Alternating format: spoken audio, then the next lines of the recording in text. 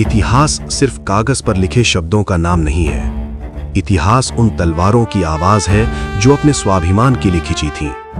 इतिहास उन किलों की दीवारें हैं जो आखिरी सांस तक अपने स्वामी के साथ खड़ी रहीं। लेकिन एक सवाल आज भी इतिहासकारों को परेशान करता है। अगर भारत इतनी महान सभ्यता था तो उसके इतिहास की इतनी कम किताबें क्यों बची?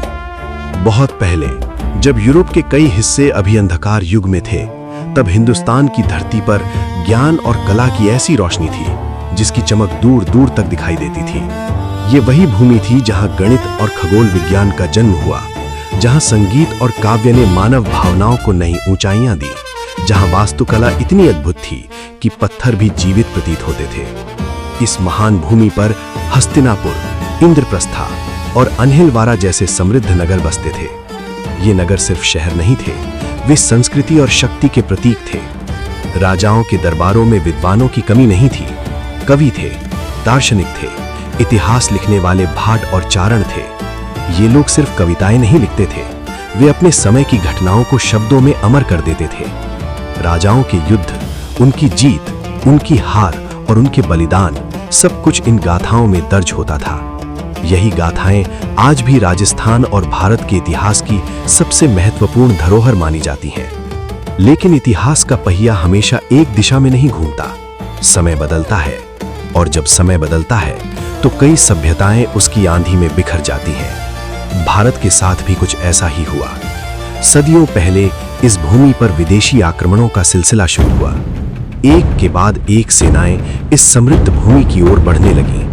हर नया आक्रमण एक नया युद्ध लेकर आता था। शहरों पर हमला होता, राजधानियां लूटी जाती, मंदिरों और पुस्तकालयों को जला दिया जाता।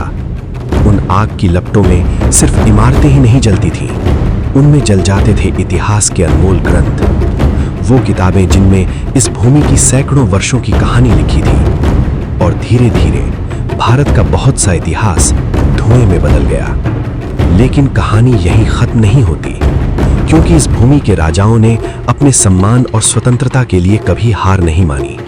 कई बार ऐसा हुआ कि एक राजा को अपने ही किले से निकलना पड़ा। उसे पहाड़ों में शरण लेनी पड़ी, कभी जंगलों में, कभी गुफाओं में, लेकिन उसने अपना संघर्ष नहीं छोड़ा।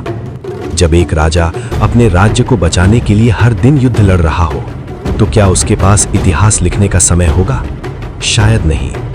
यही कारण है कि भारत का इतिहास यूरोप के इतिहास से अलग दिखाई देता है। यहाँ इतिहास सिर्फ किताबों में नहीं लिखा गया, यहाँ इतिहास गीतों में लिखा गया, कविताओं में लिखा गया और वीरों की तलवारों में लिखा गया। राजपूत दरबारों में भाट और चारण एक विशेष स्थान रखते थे।